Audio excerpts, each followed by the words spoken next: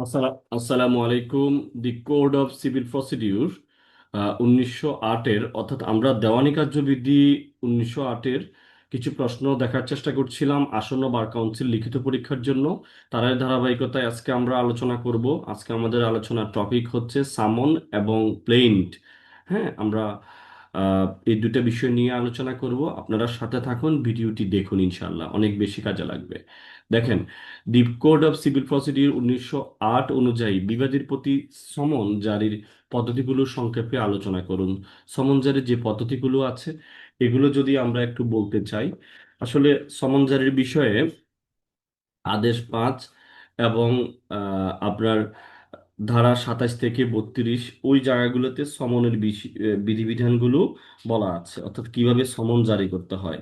আমরা সমন জারির জন্য কিছু গুরুত্বপূর্ণ বিষয় দেখব। দেখেন, দি কোড অফ সিভিল প্রসিডিউর এর ধারা 27 অনুযায়ী মোকদ্দমার সঠিকভাবে রুজু করার পর বিবাদীকে কি করতে, হাজির হতে এবং বাদীর দাবির জবাব দিতে বিবাদী বরাবর সমন জারি করা হয়। তবে সমন জারি সংক্রান্ত যাবতীয় নিয়মাবলী আদেশ 5-এর 9 থেকে 30 পর্যন্ত আলোচনা করা আছে। বিবাদীর উপর প্রধানত ভাবে সমন জারি করতে পারে। আমরাকে সেটা আরো বাড়াইতে পারি, সেটা হলো আমরা দেখতে পারি আদালতের মাধ্যমে সমন জারি, এটা একটা হইতে পারে। তারপরে ব্যক্তিগতভাবে সমন জারি হইতে পারে। তারপরে লটকিয়ে সমন জারি হইতে পারে। বিকল্প পদ্ধতিতে সমন জারি হইতে পারে, পত্রের মাধ্যমে হইতে পারে। ঠিক আছে, তাইলে এটা আমরা মনে রাখার জন্য একটা কৌশলও দিতে পারি। কৌশলটা কি? ধরেন, আহ, কৌশল হচ্ছে আপনার প্রথমে লিখেন আদালত, যদি আমরা লিখি সরেয়া দিতে পারি আমরা এখানে, আদালতের সরেয়া। তারপরে আমরা আহ, দিতে পারি অর্থাৎ বিকল্প পদ্ধতিতে সমন জারি বা ব্যক্তিগত সমন জারি, যেটাকে আমরা নিতে পারি। আকার যদি আমরা দিয়ে দিই এটা রূপকত্বে, আর লটকিয়ে আমরা নিয়ে নিই, তাইলে আবাল। তারপরে আমরা বিকল্প বিফ যদি নিই, বর্ষিকের বি যদি নিই, আর ফর আমরা ফত্রের মাধ্যমে, এই তাইলে আবাল বিফ। হ্যাঁ, আবালের মাংস, যাই যাই বলেন আপনারা, যেভাবে মনে রাখতে পারেন, এটা দিয়ে এই 5টা বিষয় মনে রাখতে পারবেন। আমরা এক্সপ্লেন করছি, আশা করছি কাজে লাগবে। সাথে থাকুন। দেখেন, তাহলে বিবাদীর উপর ব্যক্তিগতভাবে সমন জারি আছে, বিবাদীর অনুপস্থিতি বিকল্পভাবে সমন জারি আছে, ড্রাগ যোগে ফেরন বা সমন জারি রয়েছে। এরপরে ব্যক্তিগতভাবে সমন জারি যদি আমরা একটু দেখি,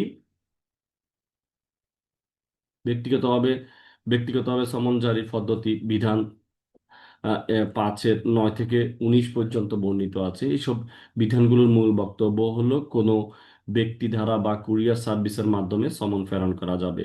কুরিয়ার সার্ভিসের পাশাপাশি বাদীর আবেদনের ভিত্তিতেও বাদীর খরচে আদালত ফ্যাক্স বা ইমেইলের মাধ্যমে সমন প্রেরণ করতে পারে।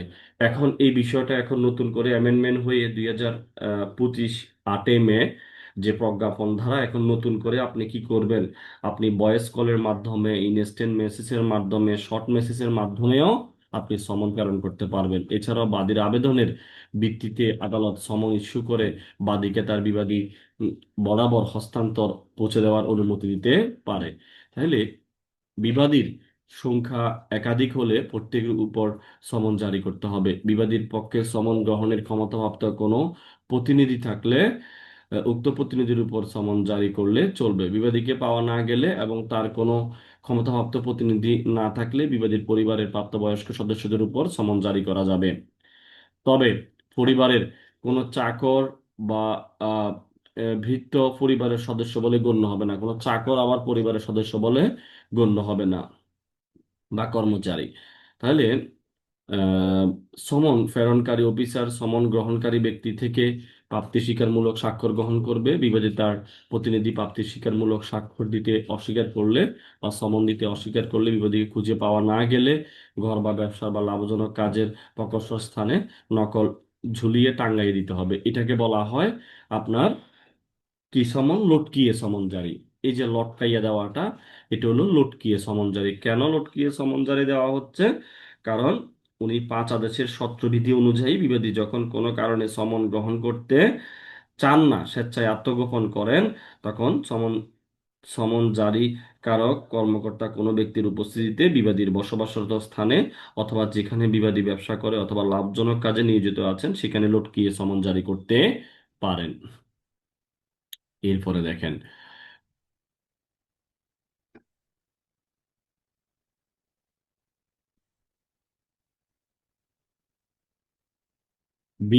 বিবাদীর অনুপস্থিতি বিকল্প পদ্ধতিতে সমন জারি। তা লটকিয়ের পরে আমরা বিকল্প পদ্ধতি হচ্ছে হলো আমরা আদেশ 5-এর 20 অনুযায়ী বিকল্প পন্থায় সমন জারি করা যাবে। বিধি 20 অনুযায়ী আদালতের যদি সঙ্গতভাবে বিশ্বাস করার কারণ থাকে যে বিবাদী সমন এড়ানোর জন্য আত্মগোপন করেছে, অন্য কোনোভাবে সমন জারি করা যাচ্ছে না, সেই ক্ষেত্রে আদালত বিবাদীর ঘরের ব্যবসার প্রকাশ্য স্থানে সমনের একটি নকল লটকিয়ে জারি করার আদেশ দিতে পারেন। এটি সমনের বিকল্প জারির জন্য আদেশ দেওয়ার পূর্বে দেখতে হবে জারির স্বাভাবিক যেসব পন্থা আছে সেভাবে জারি করার জন্য উপযুক্ত পদক্ষেপ গ্রহণ করা হয়েছিল কিনা। যদি হয়ে থাকে শুধুমাত্র তখনই বিকল্প পন্থায় জারির আদেশ দেওয়া যাবে। বিধি 20 অনুযায়ী আদালত বিকল্প জারি ছাড়াও উপযুক্ত অন্য কোনো উপায়ে জারির আদেশ দিতে পারে। আদালতের আদেশক্রমে সমন এভাবে লটকিয়ে জারি করা হলে উপযুক্ত দৈনিক পত্রিকার বিজ্ঞাপনের মাধ্যমে সমন জারি করা হলে বিবাদীর উপর ব্যক্তিগতভাবে সমন জারির মতোই কার্যকর হবে। এভাবে সমন জারি হলে বিবাদীর উপস্থিত হওয়ার জন্য আদালতের যথোপযুক্ত সময় দিবেন।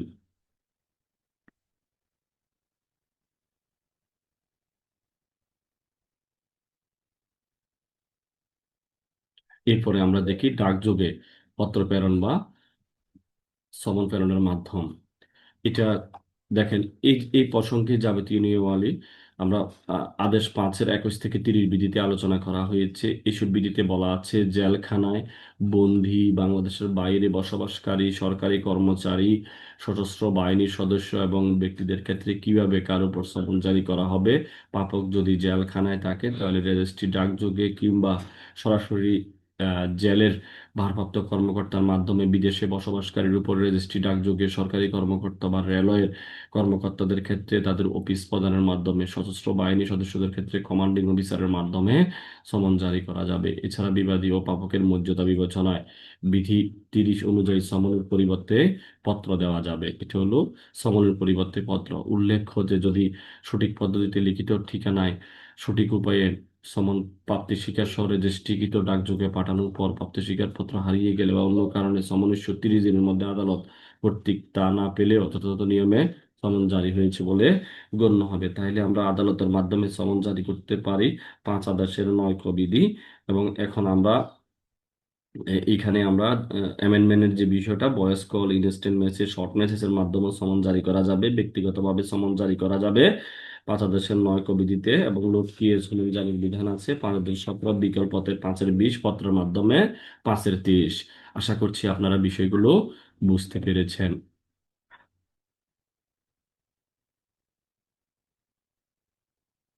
আবার একই বিষয় নিয়ে আসলে এখানে এক্সপ্লেন করছে, এটা নিয়ে কথা নাই, অর্থাৎ সমনের পরিবর্তে কখন পত্রের মাধ্যমে বিবাদীকে মামলার বিষয়ে অবগত করানো যায়।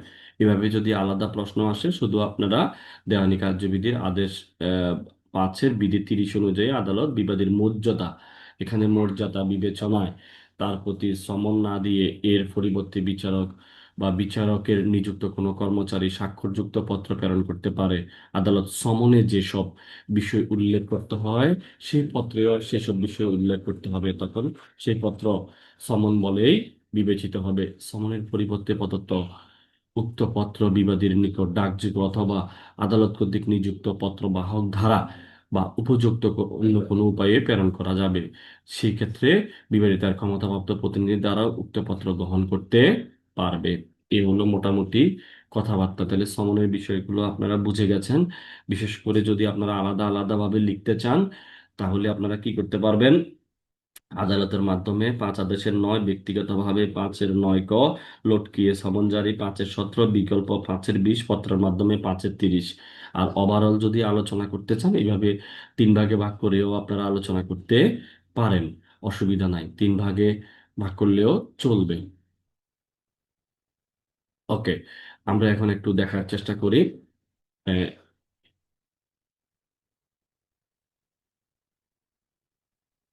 আপনারা ভিডিওটি স্কিপ করবেন না, মনোযোগ সহকারে ভিডিওটি দেখার চেষ্টা করুন। আশা করছি অনেক বেশি কাজে লাগবে। কারণ অনেকেরই পড়তে মন চায় না সারাক্ষণ। আপনি কি 24 ঘন্টা পড়তে পারবেন?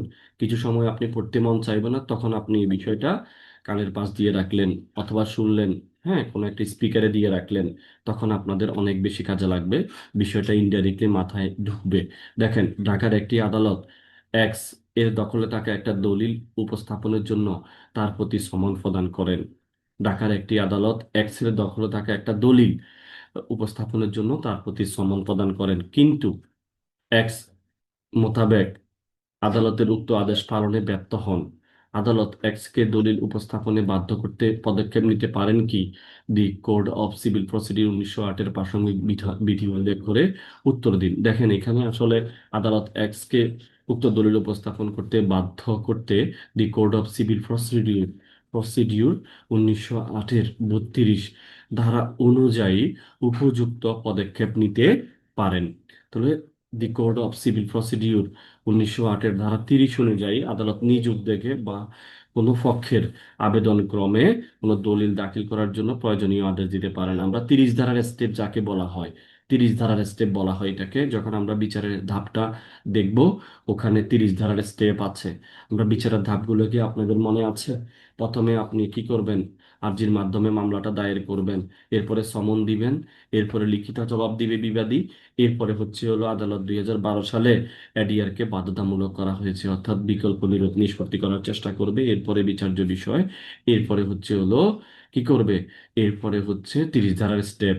হ্যাঁ, এভাবে আপনার একটা বিচারের কার্যক্রম চলবে। এরপরে হলো আপনার চূড়ান্ত শুনানির তারিখ নির্ধারণ হবে, সাক্ষ্য পক্ষের বাদী পক্ষের সাক্ষ্য গ্রহণ হবে, জবানবন্দি যারা হবে, বিবাদী পক্ষের সাক্ষ্য গ্রহণ, জবানবন্দি যারা হবে। এর পরবর্তীতে এসে আপনার হলো যুক্তিতর্ক হবে, এরপরে রায় হবে। রায়ের পরে হলো, যদিও ডিক্রি জারি করা যাইতো, এখন ডিক্রি জারি তো বর্তমানে অমিট। এরপরে হলো এখন কি করবে, এখন হচ্ছে আপনার চাইলে আপনারা আপিল করতে পারেন, রিভিশন করতে পারেন। এই বিষয়গুলো হবে সরাসরি আপনাকে ডিগ্রিটা কার্যকর করার জন্য আদালত সংশ্লিষ্ট প্রতিনিধির মাধ্যমে ইয়ে করবেন। তো দেখেন, তাহলে আমরা যদি সমন, আপনাকে যখন কোনো একটা দলিল হাজির করার জন্য সমন দেওয়া হয়েছে 30 ধারা অনুসারে, ধারা 32 অনুযায়ী যে ব্যক্তিকে 30 ধারা অনুসারে সমন দেওয়া হয়েছে, আদালত তাকে হাজির হওয়ার জন্য, দলিল উপস্থাপনের জন্য বাধ্য করতে নিম্নোক্ত পদক্ষেপ নিতে পারেন। গ্রেপ্তারি পরোয়ানা জারি করতে পারেন, তার সম্পত্তি ক্রয় বা বিক্রয় করতে পারেন, অনধিক 500 টাকা জরিমানা করতে পারেন, জামানত দেওয়ার আদেশ দিতে পারেন। জামানত দিতে ব্যর্থ হলে তাকে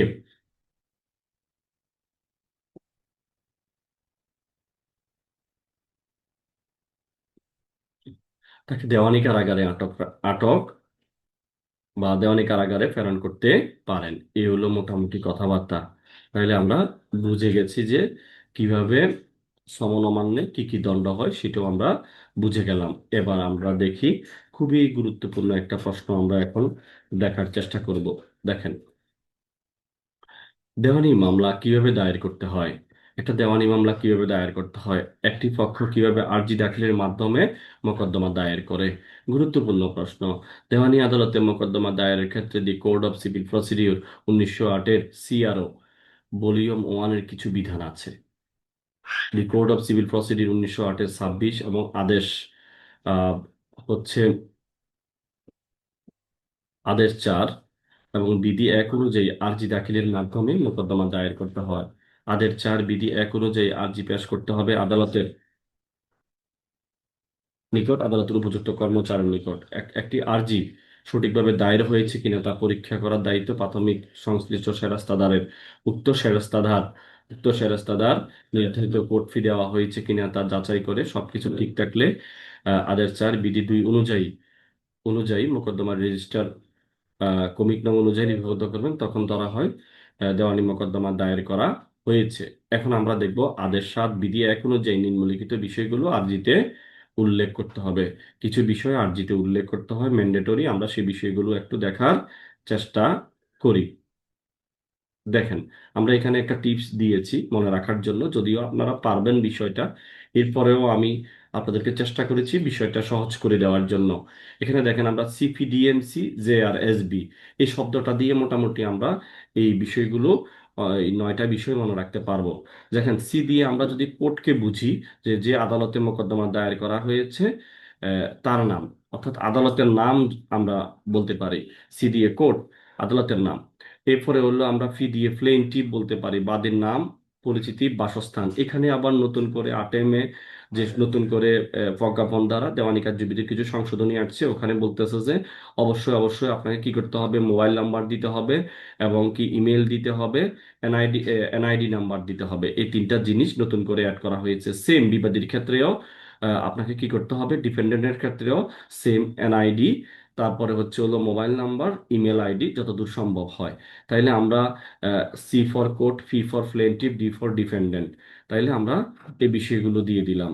এরপরে দেখেন, এরপরে আমরা দেখি এম ফর মাইনর। আমরা মাইনর দেখার চেষ্টা করবো, তো বাদী বিবাদী নাবালক বা মানসিক বিকারগ্রস্ত হলে সেই মর্মে একটা বিবৃতি দিতে হবে। এবং সি ফর আমরা কি বলতেছি, যে কজ, যে যে সকল ঘটনার দরুন মোকদ্দমার কারণ উদ্ভব হয়েছে, কারণ উদ্ভব হওয়ার সময় কজ কখন উদ্ভব হয়েছে, কজ অফ অ্যাকশন কখন তৈরি হয়েছে, কারণ কখন তৈরি হয়েছে, সেটা আপনাকে দিতে হবে। এবার দেখেন আমরা জ্যাফর আমরা কি বলতেছি, জুরিডিকশন, আদালতের এখতিয়ারের বিষয়ে যে তথ্য, সেটা আপনাকে দিতে হবে। জুরিডিকশন আছে কিনা, আদালতের এখতিয়ার আছে কিনা। হ্যাঁ, আর ফর আপনি রিলিফ, অর্থাৎ বাদী কি প্রতিকার প্রার্থনা করছে, আপনাকে রিলিফটা জানতে চাইতে হবে। এবং যে ক্ষেত্রে বাদী তার অংশ দাবি পারস্পরিক পরিশোধে সম্মত হয়েছে বা বর্জন করেছে, কিছু জিনিস উনি অ্যাকসেপ্ট করবে বাদী দাবির, কিছু জিনিস কি করবে, দাবি পারস্পরিকভাবে পরিশোধে সম্মত হয়েছে বর্জন করবে, সেগুলো পরিশোধ বা বর্জন। এখানে যদি আমরা ওইভাবে আমরা সেট আপ বলবো না, বাট যদি আমরা এখানে একটা মীমাংসার কথাটা যদি বলি, অর্থাৎ একটা সেট আপ তো তাদের মাঝে হয়েছে, বাদী তার আংশিক দাবি পারস্পরিক পরিশোধে সম্মত হয়েছে বা বর্জন করেছে, বাদীর যে দাবি, এগুলো যদি করা হয়, তাইলে আমরা এখানে এস দিয়ে সেট আপ মনে রাখতে পারি। যদিও আপনারা আবার দেওয়ানি কার্যবিধির 8-6 বিধি আপনার ওই সেট আপ এটা না। ঠিক আছে, এটা জাস্ট মনে রাখার জন্য আমি বলছি।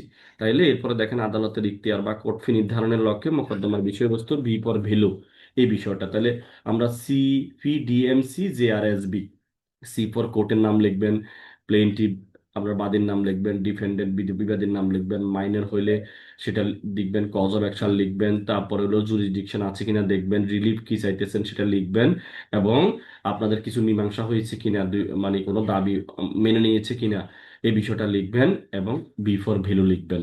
তাইলে মোটামুটি আপনারা একটা আর্জির মধ্যে কি কি বিষয় উল্লেখ থাকে সেই বিষয়টা ইতিমধ্যে বুঝে গেছেন। আশা করছি আপনাদের অনেক বেশি কাজে লাগিয়েছে, অনেক বেশি কাজে লাগবে। আপনারা আহ, বিষয়টা খুব ভালোভাবে বুঝতে পেরেছেন। এরপরে আমরা দেখার চেষ্টা করি যে আরজির সাথে কি কি দাখিল করতে হয়, একটা আরজির সাথে কি কি দাখিল করতে হয় সেটাই আমরা দেখার চেষ্টা করি। একটা আরজিতে আহ, যে যে বিষয়গুলো দাখিল করতে হবে, এর আগেও আমরা 14-15 আলোচনা করছিলাম আদার্স আগের টপিকে, যে আজের সাথে বাদীকে যে সকল যেসব দলিল দাখিল করতে হবে। The Code of Civil Procedure 1908-এর আদের সাথে বিধি 14 থেকে 17 পর্যন্ত এই বিষয়টা আলোচনা করা আছে। আপনি যে একটা আর্জি দিবেন, তার সাথে কি দলিল দাখিল করবেন, হ্যাঁ কি দলিল দিবেন সেটাই বলা আছে। বিধি 14 অনুযায়ী বাদী যে সকল দলিলের ভিত্তিতে মোকদ্দমা দায়ের করেছে, তা আর্জি পেশের সময় আদালতে দাখিল করতে হবে এবং উক্ত দলিলের একটি নকল আদালতে পেশ করতে হবে। এটা একটু গুরুত্বপূর্ণ। এরপরে দেখেন বিধি 15 অনুযায়ী দেওয়ানি কার্যবিধি আদেশ 7 বিধি 15 অনুসারে এরূপ কোনো দলিল বাদীর দখলে না বা আয়ত্তে না থাকলে, সেক্ষেত্রে যদি সম্ভব হয় তা কার দখলে বা আয়ত্তে আছে তার একটা বিবৃতি প্রদান করতে হবে, এটাও গুরুত্বপূর্ণ। এর পরবর্তীতে আমরা দেখার চেষ্টা করি যে এখানে কি বলতেছে, এইসব দলিল দাখিল না করার কি ফলাফল হইতে পারে। আমরা আজকে সে বিষয়গুলো দেখি যে এইসব দলিল দাখিল না করার আইনত ফলাফলটা কি আসলে। আপনি 14-15-তে যদি কোনো দলিল দাখিল করবেন না, অথবা কার আয়ত্তে আছে সেটাও বলবেন না, তাহলে এটার ফলাফল কি হতে পারে।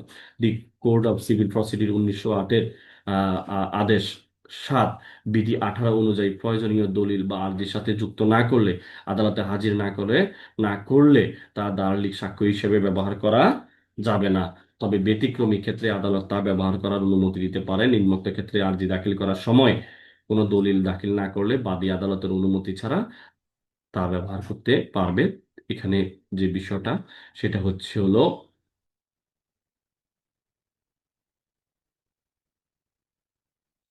যে বাদী সাক্ষীকে জেরা করার জন্য বিবাদী কর্তৃক উত্থাপিত কোনো প্রশ্নের জবাব দানের জন্য বা দলিল উপস্থাপন করা হয়, সাক্ষীর স্মৃতি বা পুনরুজ্জীবিত করার জন্য যেসব দলিল দাখিল করা হয়। আশা করছি বিষয়টা বুঝতে পেরেছেন। এরপরে আমরা পরবর্তী প্রশ্নটা দেখার চেষ্টা করি।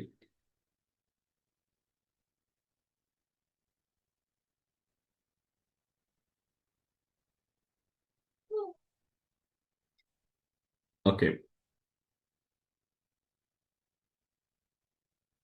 সংশ্লিষ্ট বিধান উল্লেখপূর্বক আরজি প্রেরণ সম্পর্কে আলোচনা করুন। খুব গুরুত্বপূর্ণ প্রশ্নটা, খুবই গুরুত্বপূর্ণ। দেখেন, আদেশ ৭ বিধি ১০, এই এই কথাটা অর্থাৎ আদেশ ৭ বিধি ১০-এর বিষয়টা এমসিকিউতে অনেকবার আসছে। বিষয়টা জানতে চায় যখন আহ, এর মধ্যে আরজি ফেরত সংক্রান্ত বিধান আলোচনা করা হয়েছে। দেওয়ানি কার্যবিধির আদেশ ৭ বিধি ১০-এর বক্তব্য অনুযায়ী বলা যায়, কোনো মোকদ্দমার বিচার করার ইখতিয়ার নেই এমন কোনো আদালতে আরজি পেশ করা হলে উক্ত আদালতে মোকদ্দমার যে কোনো পর্যায়ে ইখতিয়ার সম্পন্ন আদালতে আর্জি পেশ করার জন্য ফেরত দিবেন। এবং আর্জি ফেরত দেওয়ার সময় বিচারক বা আর্জির উপর দলিল ও ফেরতের তারিখ বা দখল দাখিলকারী পক্ষের নাম, ফেরত দেওয়ার কারণ সম্পর্কে একটা সংক্ষিপ্ত বিবৃতি লিপিবদ্ধ করবেন। আর্জি ফেরত আদেশ হিসেবে গণ্য হবে। এর প্রতিকারটা আসলে কি জিনিস, এটার প্রতিকার কি আছে? আর্জি ফেরত দিলে আহ, তখন কি করা যাবে? বাদী আর্জি ফেরত ইখতিয়ার সম্পন্ন আদালতে পুনরায় দাখিল করতে পারবে। আর বাদী আদেশ ৪১ বিধি ১ অনুযায়ী আর্জি ফেরতের আদেশ একটা আহ, আপিলযোগ্য আদেশ, এর বিরুদ্ধে আপিলও করতে পারবে। এই ৭-১০ এগুলোর এটা একটা আপিলযোগ্য আদেশ, এখানে আপিলও করতে পারবে। আশা করি আপনারা বিষয়টা বুঝতে পেরেছেন। খুব গুরুত্বপূর্ণ একটা আপনার আহ বিধি, এটা মনে রাখতে হবে। এগুলো মনে না রাখলে হবে না। কিছু জিনিস আপনাকে, কিছু বিধি অবশ্যই অবশ্যই মনে রাখতে হবে, তার মধ্যে এটা একটা। এরপরে দেখেন কোন কোন ক্ষেত্রে আর্জি বাতিল, নাকচ, রিজেক্ট করা যায়। এই বিষয়টা খুবই গুরুত্বপূর্ণ, যে পরীক্ষায় এবার আসতে পারে যে আর্জি প্রত্যাখ্যানের কারণসমূহ কি কি। কোন ক্ষেত্রে দেওয়ানি মামলা আর্জি খারিজযোগ্য বা প্রাসঙ্গিক বিধান উল্লেখপূর্বক আলোচনা করুন। আর্জি খারিজের কারণসমূহ সুনির্দিষ্টভাবে উল্লেখ করুন। দৃষ্টান্ত সহ ব্যাখ্যা করুন। সংশ্লিষ্ট বিধান উল্লেখপূর্বক আর্জি খারিজ সম্পর্কে আলোচনা করুন। খুব গুরুত্বপূর্ণ এটা। আপনি প্রত্যেকটা লিখিত জবাবের মধ্যে বিবাদী লিখে সে মামলাটা তামা দিতে পারিত, মামলাটা এই কারণে খারিজ হবে, আর্জিটা এই কারণে খারিজ হবে। তারপরে হচ্ছে এই বিষয়গুলো লিখবে, এটা পক্ষদোষে দুষ্ট, এগুলো ঘুরে ফিরিয়ে আসলে সবাই লিখে, কারণে অকারণে সবাই লিখে আমরা বিষয়গুলো দেখতে পারি। আমরা এখন একটু পুরো বিষয়টা দেখার চেষ্টা করি, আসলে আর্জি খারিজের যে বিষয়বস্তুগুলো আছে, কোন কোন কারণে একটা আর্জি খারিজ হইতে পারে। আমরা দেখেন, আমরা এখানে একটা গুরুত্বপূর্ণ বিষয় মনে রাখার জন্য আপনাদের সাথে আমরা শেয়ার করতে চাই। আমরা এখানে দেখেন, আমরা দিয়েছি কি দিয়েছি, যে সিবি। আমরা দেখেন, আহ, যখন বাইরেটাকে আমরা সিবি বলি, ভুল করি আমরা কি বলি, সিবিও বলে ফেলতে পারি। যদি নর্মাল উচ্চারণগত সমস্যার কারণে আমরা সিভির জায়গায় সিবিও বুঝতে পারি। এই কারণে এই ৪টা শব্দ দিয়ে আমরা মনে রাখতে পারি। আরেকটা আমরা আর পরবর্তীতে দেখবো। এবং সি4 আসলে কজ অফ অ্যাকশন। আরজিতে মোকদ্দমার কারণ উল্লেখ না থাকলে আরজিটা খারিজ হয়ে যাবে। হ্যাঁ। এরপরে হলো আমরা চলে যাই হলো ভি, ভি ফর ভ্যালু। হ্যাঁ। যখন দাবিকৃত প্রতিকারের মূল্যমান কম দেখানো হয়েছে, আদালত তা সংশোধনের জন্য নির্দিষ্ট সময় অনধিক ২১ দিন সময় দিবে। দেওয়া সত্ত্বেও বাদী তা সংশোধন করতে ব্যর্থ হলে আর্জিটা খারিজ করে দিবে। তাহলে ভি ফর ভ্যালু। তাহলে আমরা সিবির গল্প বুঝে গেলাম। এরপরে আসেন, বাকি আছে আমাদের আর দুইটা আছে। আর দুইটা কি জিনিস? আর হলো আবার সি, সি ফর কি, কোর্ট। আমরা আদালত বুঝি, অর্থাৎ কোর্ট, কোর্ট ফি বুঝি। সি ফর কোর্ট ফি বুঝবো আমরা এখানে। সি ফর কোর্ট ফি, অর্থাৎ দাবিকৃত প্রতিকারের মূল্য যথাযথ হলেও প্রয়োজনের তুলনায় কম কোর্ট ফি দিয়ে আর্জি দাখিল করা হয়েছে, বা অপর্যাপ্ত স্ট্যাম্প পেপারে আর্জি দাখিল করা হয়েছে। আদালত কর্তৃক অপূরণীয় কোর্ট ফি প্রদানের জন্য ওই যে ২১ দিন সময় দিবে, তা সত্ত্বেও প্রদান করতে ব্যর্থ হইলে তাহলে আর্জিটা খারিজ করে দিবে। তাহলে সি ফর কোর্ট ফি। এখন আমরা এরপরে আছে বি। এই যে আমরা বলি যে বাড়িতেও, বারেট, বারিত, বিফোর বারেট বা বারিত, তো আরজি বর্ণনা অনুযায়ী মোকদ্দমাটি আইন দ্বারা বারিত। এই হলো বিষয় সিবি, ভুল করে আমরা সিবি লিখি, এই হলো কথাবার্তা। এরপর দেখেন, আদালত কর্তৃক নির্ধারিত সময় বর্ধিত সময়ের মধ্যে বাদীকে অবশ্যই বিবাদীগণের উপর সমন জারির একটা রিকুইজিশন ফি দাখিল করতে হবে। আদালত কর্তৃক নির্ধারিত বা বর্ধিত সময়ের মধ্যে বাদীকে অবশ্যই বিবাদীগণের উপর সমন জারির জন্য একটা রিকুইজিট ফি, হ্যাঁ, রিকুইজিট ফি দাখিল করতে হবে। আরজিতে যতজন বিবাদী আছে সে সকল আরজির অনুলিপি ফি।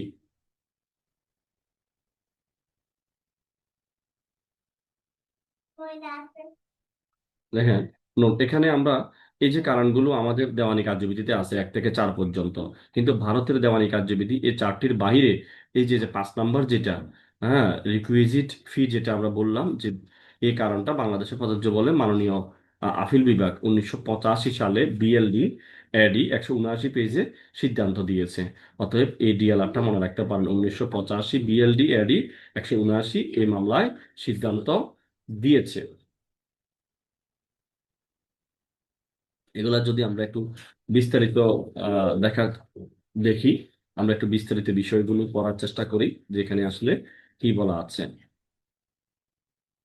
দেখেন, মোকদ্দমার কারণ না থাকা, কজ অফ অ্যাকশন না থাকা, হ্যাঁ, তাইলে একটি মোকদ্দমা যেহেতু আরজি দাখিলের মাধ্যমে দায়ের করা হয়ে থাকে, সেহেতু মোকদ্দমা দায়েরের কারণ, উৎপত্তি বিষয়টি আরজিতে অবশ্যই সুস্পষ্টভাবে উল্লেখ করতে হবে।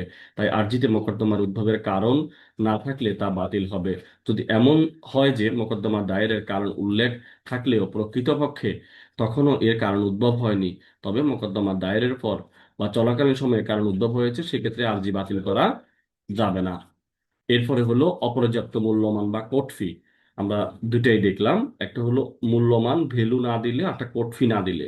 আর যে মূল্যমান সংশোধন বা অপর্যাপ্ত কোর্ট ফি সংশোধনের জন্য আদালত 21 দিনের বেশি সময় দিতে পারবেন না। টোটাল 21 দিন সময় দিবে যদি অপর্যাপ্ত মূল্যমান বা কোর্ট ফি দেওয়া হয় এগুলো সংশোধনের জন্য। এর সময়ে না দিয়ে আদালত সরাসরি আর্জি বাতিল করতে পারবে না। নির্ধারিত সময়ের পর আদালত আরো সময় বাড়াতে পারবে না, তখন আর্জি বাতিল হয়ে যাবে। এই দুইটা ছাড়া বাকিগুলো আর্জি খারিজ করে দিবে সাথে সাথে।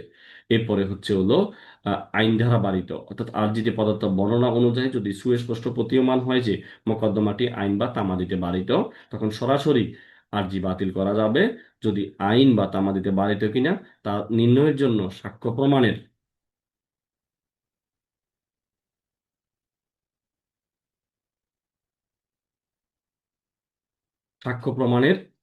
সাক্ষ্য প্রমাণের প্রয়োজন হয়, তাহলে সাক্ষ্য প্রমাণ সাপেক্ষে আর্জি বাতিল করা হবে।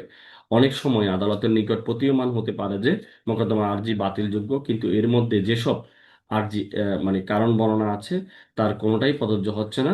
যদি দেখা যাচ্ছে যে আর্জির সব বক্তব্য সত্য ধরে নিলেও বাদী কোনো প্রতিকার পাবে না, সেক্ষেত্রে 151 ধারা প্রয়োগ করে ন্যায় বিচারের সাথে আর্জি বাতিল করতে পারবে। এই হলো কথাবার্তা। এই জন্যই আসলে 151 ধারা বিষয়টা ন্যায় বিচারের সাথে কথাটা বলা হয়। আশা করছি আপনারা বুঝতে পেরেছেন। তাহলে এই 4টা ক্ষেত্রে বা 5টা ক্ষেত্রে যেটাই বলেন, আরজি কি হইতে পারে, আরজি খারিজ হইতে পারে, নাকচ হইতে পারে, রিজেক্ট হইতে পারে। ঠিক আছে।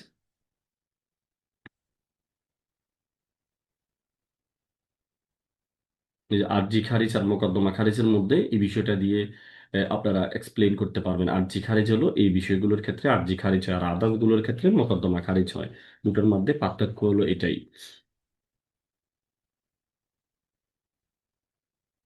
এরপরে দেখেন, আরজি প্রত্যাখ্যানের ক্ষেত্রে আদালত আরজি প্রত্যাখ্যানের ক্ষেত্রে আদালত শুধু আরজি এর সাথে দাখিলকৃত দলিল সমূহ বিবেচনা গ্রহণ করবেন। বিবাদী তার কোনো দরখাস্ত বা লিখিত বর্ণনায় কি কি যুক্তি উপস্থাপন করেছে সেটি নয়, উপযুক্ত নজির উল্লেখপূর্বক ব্যাখ্যা করুন। তাইলে আরজি প্রত্যাখ্যান ক্ষেত্রে আদালত শুধু আরজির সাথে দাখিলকৃত দলিল সমূহ বিবেচনায় গ্রহণ করবেন। বিবাদী তার কোনো দরখাস্ত লিখিত বর্ণনায় কি যুক্তি উপস্থাপন করেছে সেটি নয়।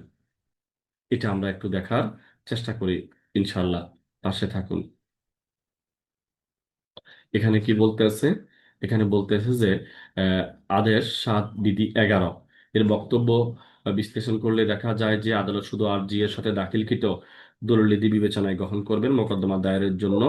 যখন আরজি পেশ করা হয় তখন সেরাস্তাদার তা পরীক্ষা করে দেখে যে আরজিতে উল্লেখিত মূল্যমান বা কোর্ট ফি সঠিক নয় এবং ত্রুটির জন্য বাতিলযোগ্য। তখন এই বিষয়ে বিচারককে রিপোর্ট করার পর বিচারক অবশ্যই ত্রুটি নিজে বিবেচনা করে সিদ্ধান্ত দিবেন এবং বিধি 1 থেকে 7 বিধি অনুসরণ করা হয়েছে কিনা তাও উনি বিবেচনা করতে হবে, এবং যেসব ভুল ত্রুটির জন্য আর্জি বাতিল না করে সংশোধনের আদেশ দেওয়া সম্ভব হবে সেসব ক্ষেত্রে উপযুক্ত আদেশ দিবে, এবং তা ত্রুটির জন্য আদেশ 7 বিধি 11 অনুযায়ী আর্জি বাতিলযোগ্য সেক্ষেত্রে আর্জি বাতিলের আদেশ দিবে। উপযুক্ত আলোচনায় বিধি 11 বিশ্লেষণ করলে দেখা যাচ্ছে যে আর্জি প্রত্যাখ্যানের ক্ষেত্রে আদালত শুধু আর্জি এর সাথে দাখিলকৃত দলিলাদি বিবেচনায় গ্রহণ করবেন, এবং বিধি 11 এর মধ্যে শুধুমাত্র আর্জির কথাই উল্লেখ আছে, বিবাদের দাবি বা লিখিত জবাবের কথা উল্লেখ নেই। আশা করছি আপনারা বিষয়টা বুঝতে পেরেছেন।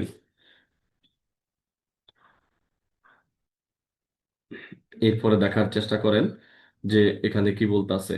বলতেছে আরজি অগ্রাহ্য করার জন্য আদালত কেবলমাত্র আরজির বিবরণের প্রতি লক্ষ্য রাখবেন এবং বিবাদের লিখিত বর্ণনা, বিবরণ বা বিবাদের দাখিলকৃত দলিলাদি বিবেচনায় করবেন না। আরজি প্রত্যাখ্যানের ক্ষমতা প্রয়োগে আদালতের কেবল আরজি বিবৃতির প্রতি নজর দেওয়া উচিত। লিখিত বর্ণনা বা বিবাদের কর্তৃক পেশকৃত অন্য কোনো দলিল বা বিবেচনায় করা উচিত নয়। আরজি অগ্রাহ্য হবে কিনা এরূপ প্রশ্নে আদালত আরজিতে বর্ণিত বিবরণ দেখতে পারেন এবং সিদ্ধান্ত নেওয়ার ব্যাপারে এ এর ব্যাপারে যেতে পারেন না।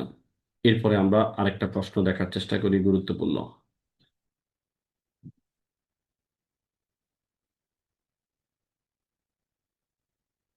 যদিও আমরা এই বিষয়টা অলরেডি পড়ে ফেলেছি, এটা আপনারা জানেন 2021 সালে আসছে যে plaint can not be rejected on mixed question.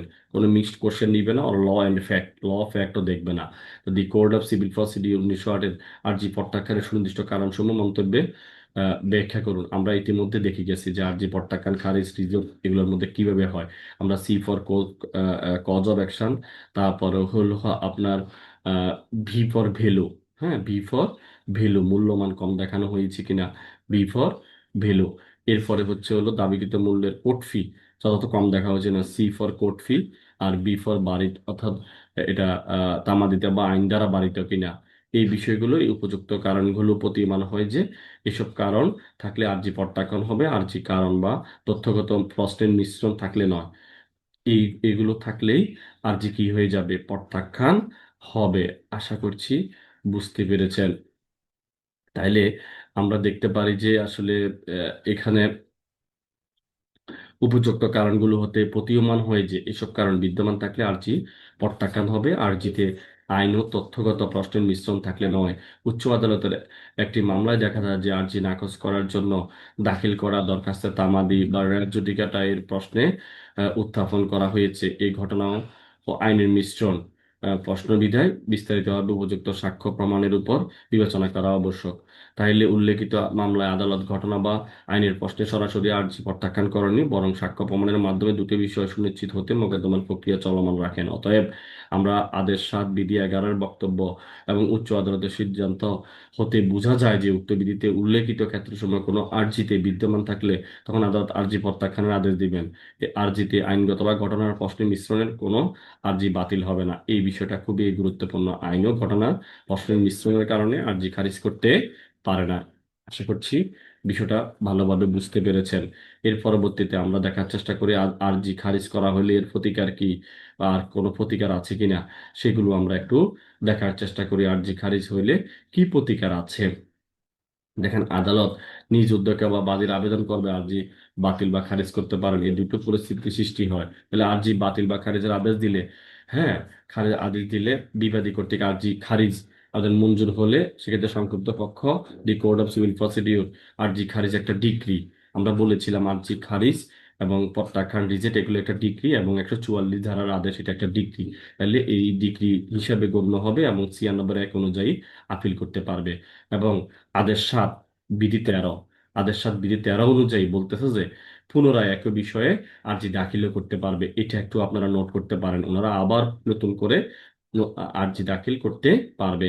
আর্জি খারিজ করে দিলে, তাহলে বিবাদী কর্তৃক আর্জি খারিজের দরখাস্ত যদি না মঞ্জুর করা হয়, সেক্ষেত্রে আর্জি যথাবিহিত বহাল থাকবে, অর্থাৎ আর্জি খারিজ হবে না, মোকদ্দমা চলতে থাকবে। যেহেতু বিবাদীর আবেদন না মঞ্জুর করা হয়েছে, তাই বিবাদী এই ক্ষেত্রে সংক্ষুব্ধ পক্ষ এরূপ না মঞ্জুরের আদেশ এর বিরুদ্ধে আপিল করা যায় না, তাই বিবাদী রিভিশন দায়ের করতে পারবে। নামঞ্জুর আদেশের বিরুদ্ধে তো উনি আপিল করতে পারবে না, সংক্ষুব্ধ পক্ষ ওখানে তখন রিভিশন করবে, আর এরা কি করবে, এরা আপিল করতে পারবে, আবার চাইলে নতুন করেও মামলা দায়ের করতে, আর্জি দায়ের করতে পারবে। এখন আমরা দেখার চেষ্টা করি যে আপনার আরজি খারিজ বা আরজি নাকচ, আরজি ফেরতের মধ্যে কি কি পার্থক্য আছে, এটা একটু আমরা দেখার চেষ্টা করি। আরজি নাকচ, আরজি ফেরতের মধ্যে পার্থক্যটা আসলে কি জিনিস, একটা হলো নাকচ করে দিয়েছে, আর একটা আরজিটা ফেরত দিয়ে দিয়েছে। আরজি নাকচ প্রত্যাখ্যান সম্পর্কে 7 আদেশের 11 এর মধ্যে আলোচনা করা হয়েছে বিধি, আর আরজি ফেরত হলো 7 আদেশের 10 এর মধ্যে আলোচনা করা হয়েছে। আরজি প্রত্যাখ্যান একটি ডিক্রি বলে গণ্য হবে, আরজি ফেরত একটা আদেশ। আরজি ফেরত কি একটা আদেশ। তারপরে আরজি ফেরত ক্ষেত্রে দেখেন 96 দ্বারা আপিল করা যাবে, তবে আবার আরজি ফেরত 43-এর, হ্যাঁ, বিধি একের এটা একটা আপিল করা যায়, কারণ এখানে এটা একটা আপিলযোগ্য আদেশ। এটা আর একটা বিষয়, এটা দুইটাই আমরা আপিল করতে পারতেছি। এরপরে আরজি প্রত্যাখ্যান করা হলে 7 আদেশের 13 বিধি অনুযায়ী পুনরায় নতুন করে আরজি দাখিল করতে পারবে, কিন্তু আরজি ফেরত দেওয়া হলে এখতিয়ার সম্পন্ন আদালতে আরজি দাখিল করতে পারে। এরপরে আমরা একটু দেখি যে আহ, বিধি 11 অনুযায়ী, আদেশ 7 বিধি 11 অনুযায়ী 4টি কারণে আর্জি প্রত্যাখ্যান করা হয়, আর আর আদেশ 7 বিধি 10 অনুযায়ী একটি কারণে আর্জি ফেরত দেওয়া হয়। তাহলে আর্জি ফেরতের ক্ষেত্রে তামাদি আইনের ধারা 14 এর, আর্জি প্রত্যাখ্যানের ক্ষেত্রে তামাদি আইনের ধারা 14 এর গণনার অব্যাহতির সুবিধা পাওয়া যায় না, আর আর্জি ফেরত দেওয়া হলে তামাদি আইনের 14 ধারা অনুযায়ী গণনার অব্যাহতির সুবিধা পাওয়া যায়। আশা করছি আপনারা বিষয়টা বুঝতে পেরেছেন। এরপরে আমরা একটু সমস্যামূলক প্রশ্ন দেখি।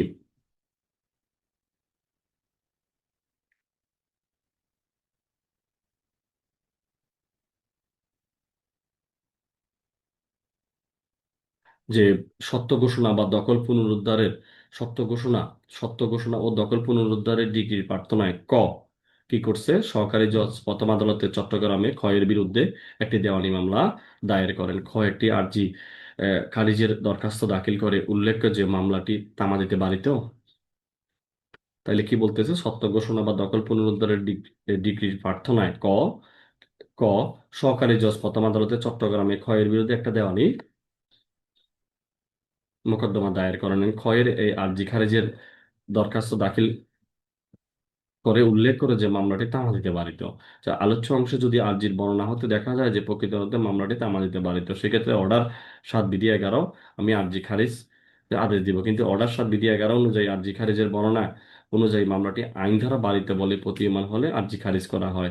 তবে তামাদি আইনের 3 ধারা অনুসারে নির্দিষ্ট সময়ের পর মামলা করা হলে তামাদিতে বারিত। যেহেতু আমি আমি খারিজ আদেশ দিতে পারবো, তবে আর্জি বর্ণনায় যদি মামলাটি আসলেই তামাদিতে বাড়িতে কিনা তা বোঝা না যায়, তাহলে নির্ধারণের জন্য সাক্ষ্য প্রমাণের প্রয়োজন হতে পারে। সেক্ষেত্রে এই মর্মে একটা ইস্যু গঠন করে বিষয়টি নিষ্পত্তি করতে হবে।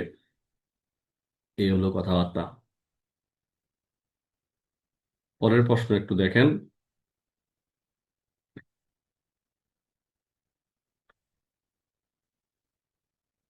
আহ, বলতেছে একটি বাড়ির সত্য ঘোষণা বা দখল পুনরুদ্ধারের জন্য প্রথম সহকারী জজ আদালতে, সে কি করতেছে, সত্য ঘোষণা দখল পুনরুদ্ধারের জন্য সরকারি জজ আদালতে এর বিরুদ্ধে কত তারিখে, 10-1-2003 তারিখে একটি দেওয়ানি মোকদ্দমা নং দাখিল করেন। তাহলে আমাদের তারিখটা মনে রাখতে হবে, 10-1-2003। আদালত দেখে যে আরজিতে যে প্রতিকার চাওয়া হচ্ছে তার মোকদ্দমার মূল্য তায়েদাদ মূল্য কম দেখানো হয়েছে, ফলে উনি 20-1-2003 তারিখের মধ্যে মোকদ্দমা মূল্য সংশোধন করার নির্দেশ দেন। বাদী আহ, আদালতের আদেশ পালনে ব্যর্থ হলে আদালত 21 দিন এই আদেশ খারিজ করে দেয়। বাদীর ক্ষেত্রে প্রতিকার আছে কি? না। এই ক্ষেত্রে এই ক্ষেত্রে প্রথম কথা হচ্ছে প্রথম কথা হচ্ছে উনি 21 দিনের মধ্যে এটা সংশোধন করতে পারতো, কিন্তু উনি সেটা করে নাই। তবে তার একটা প্রতিকার হলো, তাদের প্রতিকার আছে। কারণ খারিজের বিরুদ্ধে আমরা জানি যে সে আহ, মামলাটা খারিজ হয়ে যাবে, কিন্তু উনি নতুন করে কি করতে পারবে? উনি সাতাদেশের 13 বিধি অনুযায়ী উনি কি করতে পারবে? উনি নতুন আর্জি দাখিল করতে পারবে 27-13 বিধি অনুযায়ী। আর যে ক্ষেত্রে আসলে আর্জি খারিজটা একটা ডিক্রি, তাহলে 96 এক ধারা অনুযায়ী বাদী আপিলও করতে পারবে। এই দুইটা প্রতিকার তার কাছে আছে। আশা করছি বুঝতে পেরেছেন। এরপরের প্রশ্ন আমরা একটু দেখার চেষ্টা করি যে এক্স বাদী হয়ে আপনার মক্কেল ওয়াই সহ আরো 5 জন বিবাদীর বিরুদ্ধে নালিশি জমিতে চিরস্থায়ী নিষেধাজ্ঞার প্রতিকার এবং ওয়াই কর্তৃক পরিচালিত আর্জির তফসিলভুক্ত সমবায় সমিতির সদস্যপদে অন্তর্ভুক্তি প্রতিষ্ঠার দাবি করে ঢাকার সিনিয়র সহকারী জজ আদালতে একটি মোকদ্দমা দায়ের করতে নালিশি জমি দখল বিষয়ে একতরফা বা স্ট্যাটাস কো আদেশ লাভ করে। আপনি জানেন যে সমবায় সমিতি সংক্রান্ত মোকদ্দমা উচ্চ আদালতের বিচারিক ইখতিয়ার বহির্ভূত। এমত অবস্থা আপনার মক্কেলের পক্ষে সংশ্লিষ্ট সিনিয়র সহকারী জজ আদালতে তাৎক্ষণিক কি পদক্ষেপ গ্রহণ করবেন এবং বিষয়টা আলোচনা করুন। অ্যাডভোকেসি পরীক্ষা 2020 সালে আসছে, প্রশ্ন গুরুত্বপূর্ণ। দেখেন এখানে যেটা বলতেছে সেটা হচ্ছে যে এক্স দায়েরকৃত মামলাটি সমবায় সমিতি সংক্রান্ত হওয়ায় তা ঢাকার সিনিয়র সহকারী জজ আদালতে বিচারিক এখতিয়ার বহির্ভূত, এটা প্রশ্নেই দেওয়া আছে। তাহলে এমত অবস্থায় আমি বিবাদী পক্ষে দেওয়ানি কাজী 27-11 ঘ বিধি অনুযায়ী আর্জি খারিজের আবেদন করব। কারণ 27-11 ঘ বিধিতে বলা আছে মামলা গ্রহণের ক্ষেত্রে বিধিনিষেধ থাকলে বা আইনগত বাধিত প্রতীয়মান হলে আদালত আর্জি খারিজের সিদ্ধান্ত দিতে পারেন। সমবায় আইনে সমবায় সমিতির কোনো বিষয় বিরোধ নিষ্পত্তির জন্য সুস্পষ্ট বিধান আছে। ওই বিরোধ সংক্রান্ত বিষয় নিষ্পত্তির জন্য উক্ত আইনে যেসব বিধান রয়েছে সেই বিধান অনুযায়ী প্রতিকার লাভের জন্য উপযুক্ত কর্তৃপক্ষের নিকট আবেদন করতে হবে। এরূপ ক্ষেত্রে দেওয়ানি আদালতের বিচার চাওয়ার অধিকার বাড়িত বলে গণ্য হবে। তাই আলোচ্য অংশে এক্সের দায়ের করা সমবায় সমিতির সদস্য পদে অন্তর্ভুক্তির দাবি করে সিনিয়র সহকারী জজের আদালতে দায়ের মোকদ্দমা আইনি বারিত। তাই এই মোকদ্দমা প্রাপ্ত স্ট্যাটাস কো বাতিল বলে গণ্য হবে। আমরা একটু পরের প্রশ্নটা দেখি। আমাদের মোটামুটি ক্লাস শেষ পর্যায়ে, একটু ধৈর্য সহকারে ক্লাসটা দেখার চেষ্টা করুন। আমরা এরপরে নাস্তার বিরতি দিব ইনশাল্লাহ। একটি দেওয়ানি মোকদ্দমায় আদালত আদেশের তারিখ থেকে 21 দিনের মধ্যে অপর্যাপ্ত স্ট্যাম্প পেপার সরবরাহ ব্যর্থতায় আর্জি প্রত্যাখ্যান হবে মর্মে আদেশ দেন। বাদী আদেশের 25তম দিনে একটি দরখাস্ত নিয়ে তার মায়ের মৃত্যুর কারণে সময় মতো স্ট্যাম্প পেপার সরবরাহ করতে পারেনি বক্তব্যে প্রয়োজনীয় স্ট্যাম্প পেপার জমা দিতে অতিরিক্ত 7 দিন সময় প্রার্থনা করেন। এই বিষয়ে দি কোড অফ সিভিল প্রসিডিউর 1908 বিধান বলে উল্লেখে দরখাস্তটি রক্ষণীয় মতামত। আসলে এটা রক্ষণীয় হবে না। আমরা একটু দেখি কি বলতেছে তারপরেও, যে উদিত অংশের দরখাস্তটি রক্ষণীয় নয়। কারণ 27-11 এর বক্তব্য অনুযায়ী অপর্যাপ্ত স্টাম্প পেপার সরবরাহ বিষয় সংশোধনের জন্য আদালত সর্বোচ্চ 21 দিন সময় দিতে পারেন। এই সময়ের মধ্যে তা করতে ব্যর্থ হলে আদালত আর্জি খারিজের আদেশ দিবেন এবং বিধি 11 এর মধ্যে শ্যাল শব্দ উল্লেখ থাকায় আর্জি খারিজ করা আদালতের জন্য বাধ্যতামূলক। তাই এখানে আদালত যথার্থ কারণ থাকা সত্ত্বেও 21 দিনের অধিক সময় প্রার্থনা করতে পারবেন না।